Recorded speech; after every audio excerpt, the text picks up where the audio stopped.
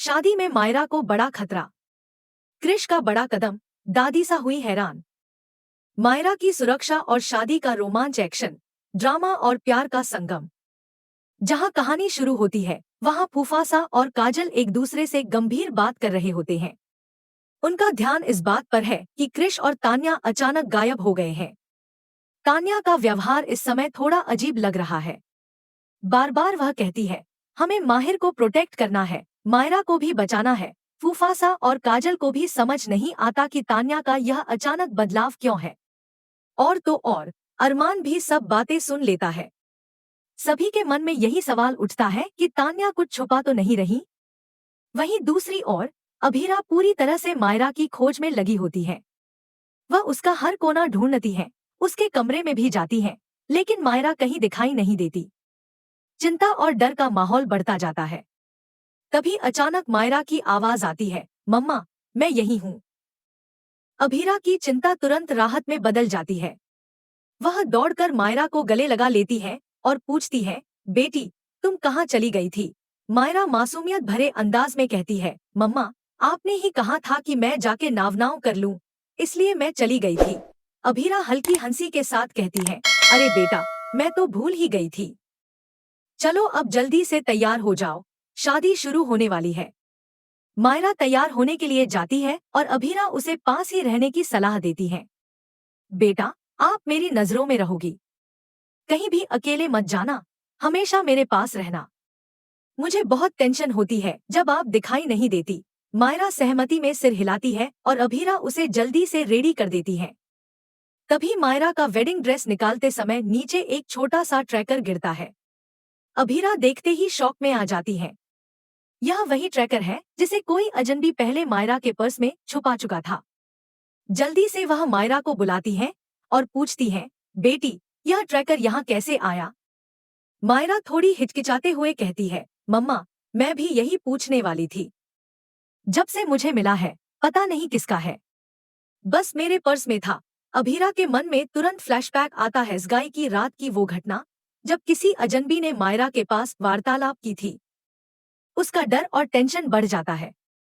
वह मायरा को सख्ती से चेतावनी देती है, बेटी, पूरी शादी में मेरे पास रहोगी, किसी भी अजनबी से बात मत करना, और अगर कोई तुम्हें परेशान करने आए तो सीधे मेरे पास आकर बताना, समझी? मायरा कुछ हिचकिचाती है, मम्मा, ऐसा क्यों? अभीरा प्यार और चिंता भरे स्वर में कहती है, बेटा, मुझे तुम्हारी बहुत टेंशन है। तुम मेरी नजरों से दूर मत जाओगी। अगर कोई अजनबी तुम्हारे पास आया तो तुरंत भागकर मम्मा के पास आओ। और हाँ, अगर मैं दिखाई नहीं दूं तो चिल्लाओ, मदद मांगो या वहीं से भागो। कोई भी कदम अकेले मत उठाना। मायरा अपनी मम्मा की गंभीरता देखकर सहमति में सिर हिलाती है। वह जल्दी से ड्रेस बदलने चली जाती है। वहीं अभीरा को अचानक गट फीलिंग होती है कि कुछ गलत होने वाला है। उसका डर और बढ़ जाता है। इसी बीच अरमान फोन पर बोलता है, पता नहीं तान्या को क्या हो गया है। वह सबको मायरा की सुरक्षा के बारे में बता रही थी। हमें ध्यान रखना चाहिए। अभीरा भी गंभीर होकर कहती है, हाँ अरमान, मुझे भी ऐसा ही लग रहा है। गट फीलिंग कह रही है कि शादी में मायरा के साथ कुछ तो होने वाला है। हमें तैयार रहना होगा। मैंने उसके पर्स में ट्रैकर देखा, कोई हमारे बच्चे को ट्रैक कर रहा है। मुझे लगता है वह बहरूपिया था जो उस दिन दोस्त बनकर आया था, उसी ने इसे रखा होगा। अरमान तुरंत टेंड होकर कहता है, कोई टेंशन नहीं, हम उसे सुरक्षित रखेंगे। अभीरा के चेहरे पर डर और चिंता साफ दिखती है। मुझे बहुत डर लग रहा है अरमान, मैं अपनी बच्ची को खोना नहीं चाहती। हमें सच में इस अजनबी का पता लगाना होगा। तभी शादी की तैयारियों में तेजी आती है। दूल्हे की आरती की रस्म शुरू होती है। अभीरा ध्यान से हर रस्म निभा रही होती है। नारियल फोड़ते समय उसका टुकड़ा गलती से मायरा पर गिर जाता है। मायरा डर जाती है, लेकिन अभीरा तुरंत उसे शांत करती है, कुछ नहीं हुआ बेटा, सब ठीक है। मायरा अपने माँ के पल्लू को कस के पकड़ लेती है, जैसे कह रही हो, मैं कहीं नहीं जाऊंगी। तभी कुछ अजनबी गुंडे उसे ले जाने की कोशिश करते हैं। अरमान तुरंत अपने बॉडीगार्ड्स को आदेश देते हैं, किसी को बिना कार्ड के एंट्री मत देना। कोई घुसने की कोशिश करे तुरंत बाहर निकाल दो और मुझे सूचित करो। अभीरा और मायरा अभी फोन पर बातचीत कर रहे होते हैं। अभीरा को भनक नहीं लगती कि नोट खुल गया है।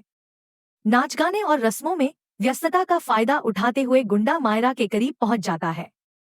अभीरा तुरंत अपनी मां की स्टिंक्ट से मायरा को ढूंढ लेती है। मायरा डरते हुए कहती है, मम्मा, मुझे बहुत डर लगा। अभीरा प्यार और सुरक्षा भरे स्वर में कहती है, कुछ नहीं हुआ बेटा, अब मैं तुम्हारे पास हूँ। नोट कस के बांध दी है, अब कहीं नहीं जाओगी। इसी बीच अरमान बहुत टेंशन में दिखाई देता है। दादीसा उसे शांत करने की कोशिश करती है। अरमान, शादी तुम्हारी नहीं है, शांत हो जाओ। तभी बारात आ जाती है। घरवाले जोर शोर से स्वागत करते हैं। अरमान की नजरें अभीरा और मायरा पर टिक जाती हैं। उसकी सांसों में राहत और खुशी की हल्की झनकार महसूस होती है। वह जल्दी से उन्हें गले लगाता है। वरमाला की रस्म शुरू होती है। कियारा वरमाला डालने की कोशिश करती है, लेकिन अभीरा तेजी से उसे रोकते हुए हंसी में बदल देती है। दादीसा की नजर नोट पर पड़ती है और वह टेंशन में रहती है कि यह सब हो क्या रहा है। शादी का माहौल बेहद खूबसूरत और उत्साहित था। अभीरा और मायरा अपने पल पल का आनंद ले रही थी। मुस्कान, हंसी और प्यार के बीच हर कोई अपनी भूमिका में व्यस्त था। लेकिन जैसे ही अरमान वहां आते हैं, दादीसा ने उन्हें रोकते हुए कहा, अरमान, तुम इतने टेंशन क्यों हो रहे हो? बच्चे भी इतने तनाव में क्यों लग रहे हैं? और मायरा और अभीरा की चुन्नी भी कुछ अजीब लग रही है। अरमान कुछ बोलने ही वाले थे कि अचानक उनकी नजर तान्या पर पड़ी। वह तान्या का पीछा करते हुए कुछ दिशा में चल देते हैं। दूसरी ओर शादी में गूंज की एंट्री रोक दी गई थी क्योंकि उनके पास वेडिंग कार्ड नहीं था। इसी बीच एक व्यक्ति वेडिंग कार्ड लेकर आता है।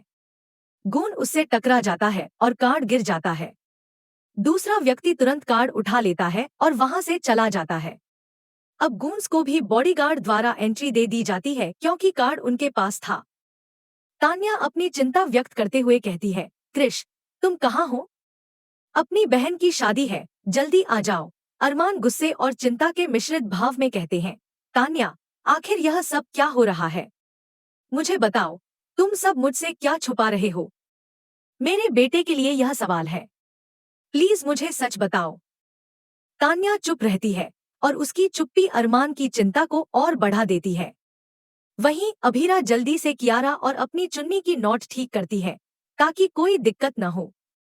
पंडित जी कहते हैं, अब आपको मंगलसूत्र पहनाने की जरूरत है। अभीरा हर पल मायरा पर नजर बनाए रखती है।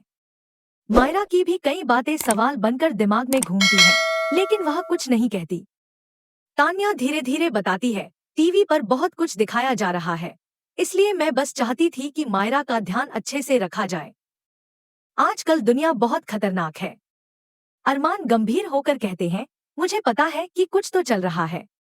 अगर तुम्हें भी थोड़ी सी भी भनक है तो मुझे बताना चाहिए था। अभीरा और मैं दोनों बहुत टेंशन में हैं। हमें समझ ही नहीं आ रहा कि यह नई मुसीबत कौन पैदा कर रहा है। ट्रैकर कैसे मिला, यह समझ में नहीं आ रहा। तान्या बताने ही वाली थी कि काजल ने उसे तुरंत आवाज दे दी, सॉरी अरमान, मुझे मम्मी बुला रही है, इसलिए मैं अभी जा रही हूँ।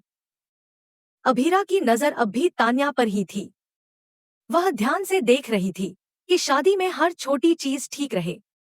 वहीं वीर कियारा की आंखों से आंसू बहते देख रहे थे क्योंकि अब कन्यादान की बारी थी। कियारा के माता पिता हाथ बढ़ाकर कन्यादान शुरू करते हैं।